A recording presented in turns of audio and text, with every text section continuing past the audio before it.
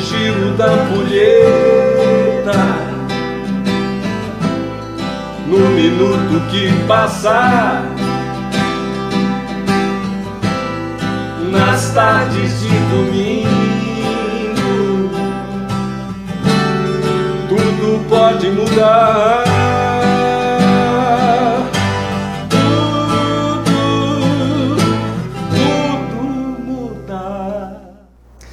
Uma pancada direta na cabeça, de deixar tonto até os arquivos de gaveta.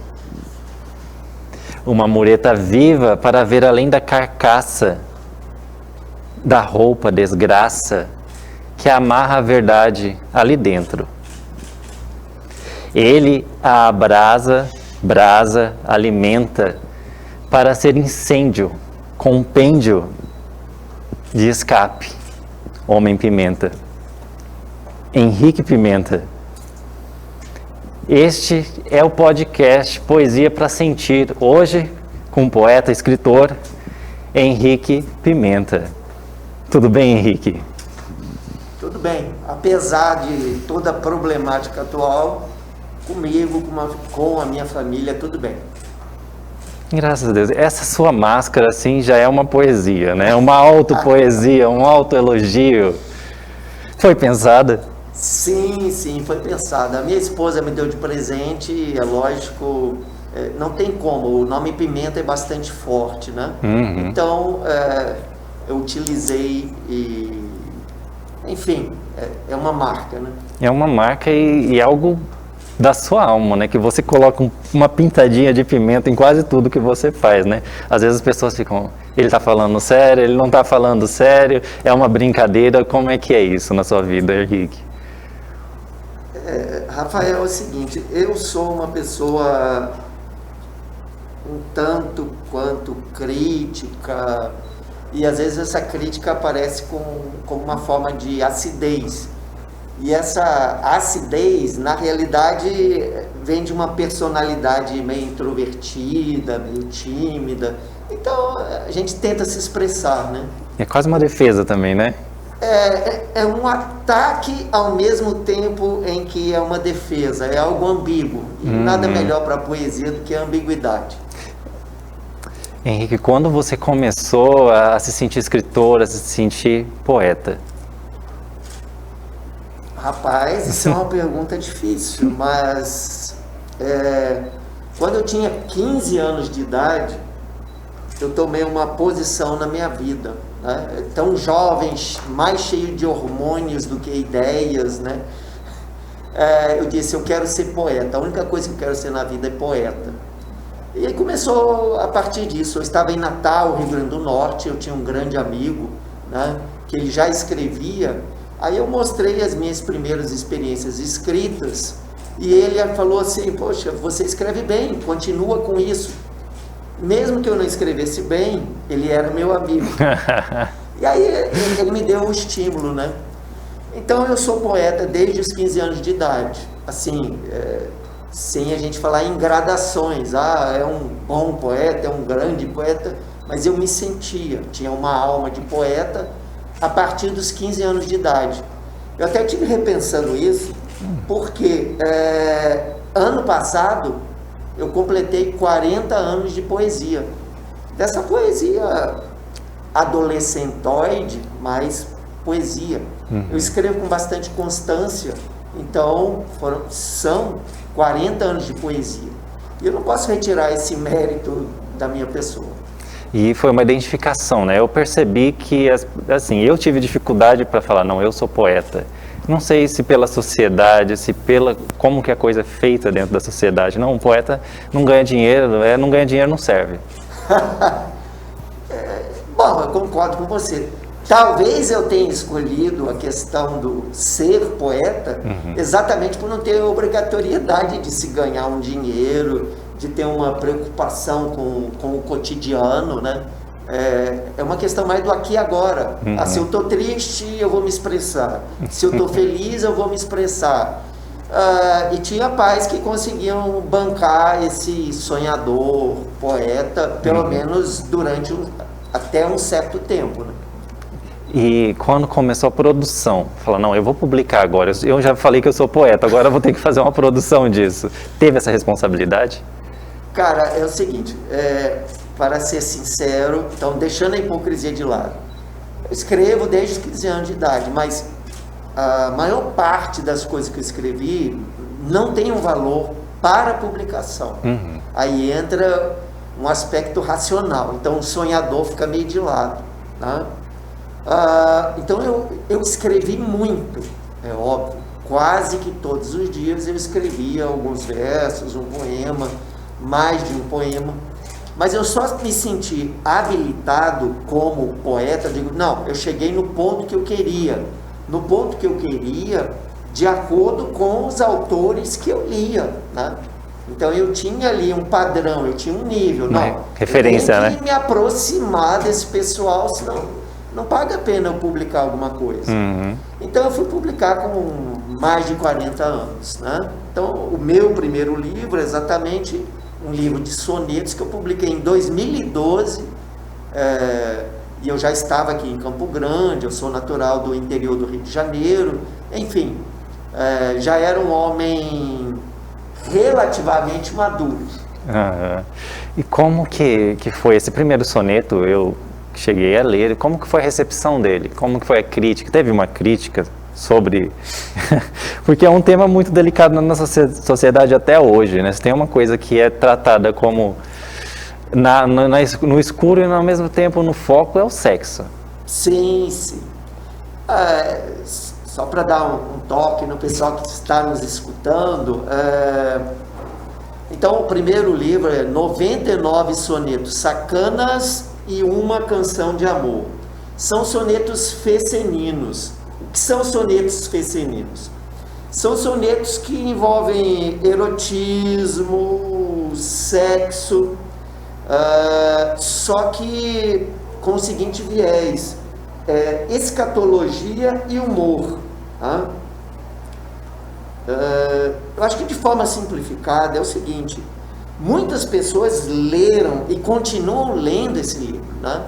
Mas eles não comentam sobre a leitura. Então é aquela coisa meio tabu, meio reservada. Não, eu leio, pô, interessante e tal, traz algumas fissuras, mas eu não posso comentar acerca do tema. Mas na realidade, para além de uma questão sexual, eu faço com esses sonetos um resgate da lírica em língua portuguesa. A lírica brasileira, basicamente, e a lírica lusitana, em termos de uma lírica amorosa. Então eu falo sobre o amor. E eu não tenho pudor nenhum em dizer que, junto ao amor, tem uma questão material que é o sexo. Então, nada melhor do que apresentar o amor com sexo.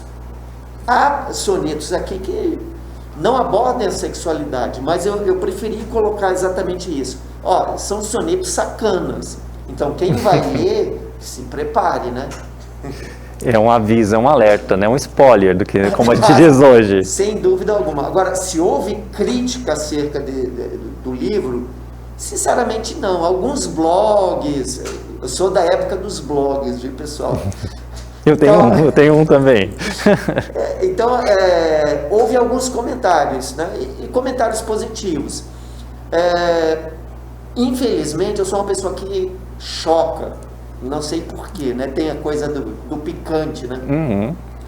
Porque eu sou uma pessoa comum, assim, uma pessoa comum. Eu sou casado, eu tenho 2 filhos, eu vivi a minha profissão, hoje eu sou um homem aposentado. Então, muitas vezes as pessoas esperam de mim talvez, entre aspas, uma representatividade de uma pessoa normal. Se ele vai escrever, ele tem que escrever como um pai, um marido, né? Um profissional ou um profissional aposentado. Então, eu sou uma pessoa tranquila. Só que o aspecto artístico extrapola em muito a minha vida comum. Então as pessoas se chocam por isso, falam, nossa, o Pimenta escrevendo isso. Coisas picantes do Pimenta. Isso. Então, começou com os sonetos. Isso permanece com as minhas outras publicações. Em que isso me preocupa? Absolutamente nada. Eu vou continuar sendo a pessoa normal, mas a minha literatura, ela me exige muito mais. A literatura para mim é desvio.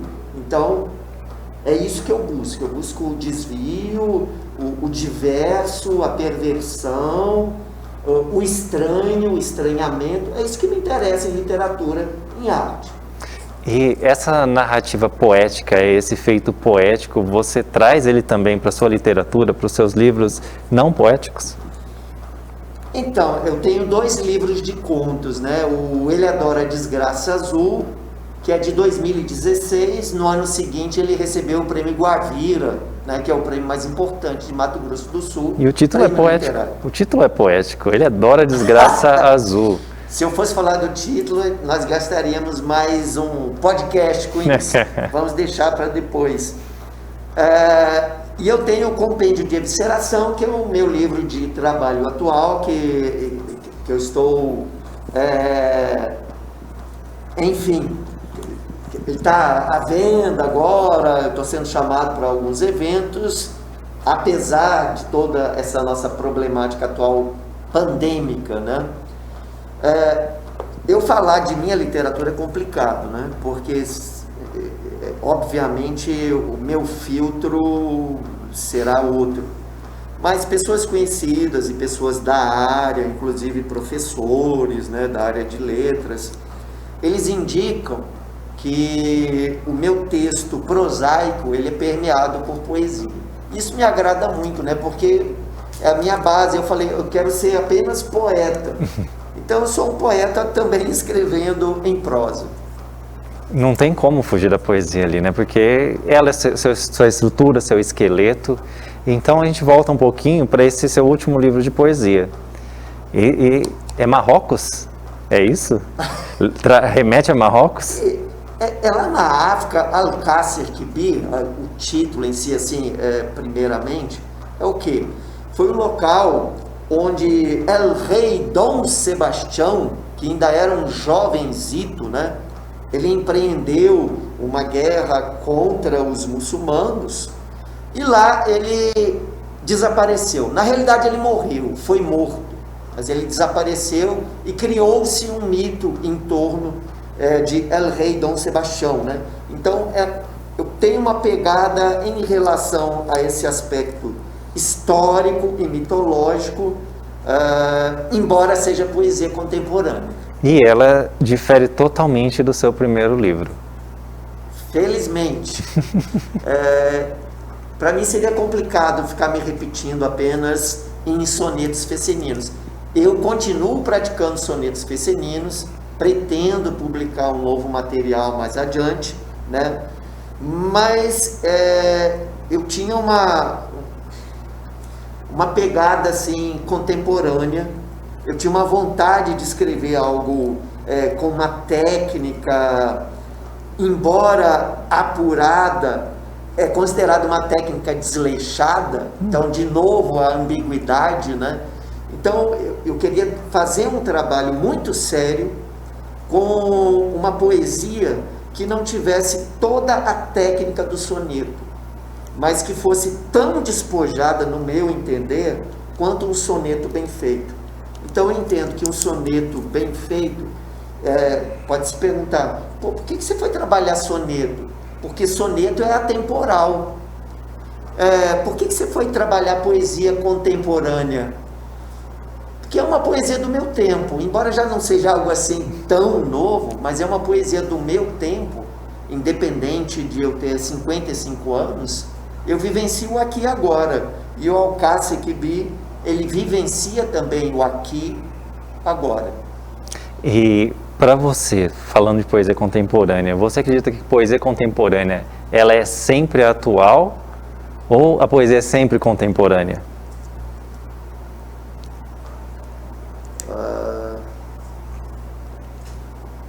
Bom, aspecto de tempo, necessitaria de um pouco de pensar, né? de meditar. Mas aí você fala em atual e contemporâneo. O contemporâneo, muitas vezes, pode ser uma releitura de aspectos antigos e até antiquados. Quando isso é bem feito, quando qualquer releitura é bem feita, pode gerar uma boa obra de arte. É isso que eu penso. Então, nesse sentido, uma obra contemporânea, ela não precisa ser atual. Eu posso ter uma obra contemporânea versando, já que estamos falando de poesia, acerca de alguns dados, alguns elementos da Idade Média, por exemplo, que estão presentes no nosso mundo. Sei lá, eu me lembro do Cazuza, ele tem lá uma famosa canção, né? Na mídia da nova Idade Média. Grande Cazuza. Não sei se é tão novo assim, mas me toca bastante. Sim, eu acredito que ele sempre é... Eu acredito que ele é sempre contemporâneo, ele é sempre relido, versado de várias outras maneiras por pessoas que foram tocadas por ele, né? Perfeito. E aí eu penso o seguinte, poesia, quando você escreve, é mais racional ou é mais sentimento ou é uma junção desses dois? Rapaz, eu juro que eu esperava que você não fosse me perguntar isso. Eu detesto esse tipo de pergunta. E ainda bem que você fez essa pergunta. Eu me explico. Eu me considero um cara muito racional. Eu sou muito craniano. As minhas coisas são muito no bestunto, né? E eu já falei com uma pessoa muito especial para mim, que se chama, eu posso chamar de meu psicanalista, que os meus sentimentos estão no meu cérebro, né? Então eu não vejo uma disjunção entre pensar e sentir. Enquanto eu estou pensando, eu estou sentindo. É isso que é assim que o Pimenta funciona. Eu acredito que se o poeta parar para pensar, é a mesma coisa que você está dizendo. Você está expressando o que muito poeta não consegue traduzir. Essa junção das sinapses com o resquício do que está sentindo ali, que está tentando ser traduzido pela mente. Sim, sim. No meu entender, a poesia ela tem que ser muito meditada, ainda que seja uma coisa de momento. Ainda que seja um fluxo. Isso, você fala, não, algo tipo um slam, não, vou fazer um freestyle, vou mandar aqui uma rima. Só que quando o cara, essas pessoas que têm esse poder, eu não tenho, né, de fazer uma poesia no momento, me dá o tema que eu faço agora, né? Eles trabalharam muito tempo antes. Exatamente. Então isso já foi meditado anteriormente para a pessoa chegar e passar uma mensagem ali na hora. Você fala, como eu não faço isso? Então quando eu vou escrever, eu penso muito quando eu estou escrevendo. Rabisco muito, faço, refaço. Dificilmente eu tenho um poema feito de primeira mão. É muito disso, é muito de experiência até para quem faz de momento, né? Que não começou assim, começou com aquela coisa que, nossa, isso não ficou bom. Isso não ficou bom, daqui uns 3, 4 anos vai estar perfeito, eu vou conseguir porque eu já vim trabalhando isso. Então, não deixa de ser racional também, porque foi uma coisa racionalizada durante esse tempo todo para chegar no espontâneo. Isso. E por incrível que pareça, já que a gente está comentando sobre isso, o João Cabral de Melo Neto, conhecidamente, ele sempre dava entrevista e falava, não, estou trabalhando tal texto, tal. Ele passava com alguns poemas diversos anos. Você imagina, bom, eu não consigo fazer isso também. Assim como eu não tenho o traquejo do improviso, eu não passo com um poema uma década. Mas era o caso do João Cabral de Melo Neto, que é um poeta exponencial. É um monstro aí, né? A gente estuda ele e vai seguir estudando, né? Sim, sem dúvida. É a mesma coisa de falar de Guimarães Rosa, né? Ah, sim. Guimarães Rosa, que é o caso de um grande prosador, de um grande ficcionista, mas que tem um pé, ou talvez os dois pés na poesia, né? E tem uma história dele com o Manuel, né? Que o Manuel admirava ele, né? Aquela questão, um admirava o outro para tentar entender essa desconstrução que eles faziam das palavras para virar poesia, sair desse lugar comum que o poeta viveu durante um bom tempo, né? Isso. E é uma história, se você me permite, que não existe comprovação. Agora, aqui entre nós, Sim. a fofoca aqui só entre nós. Ninguém está ouvindo. Então, já escutei de algumas pessoas, porque o Manuel de Barros ele mentia muito, né?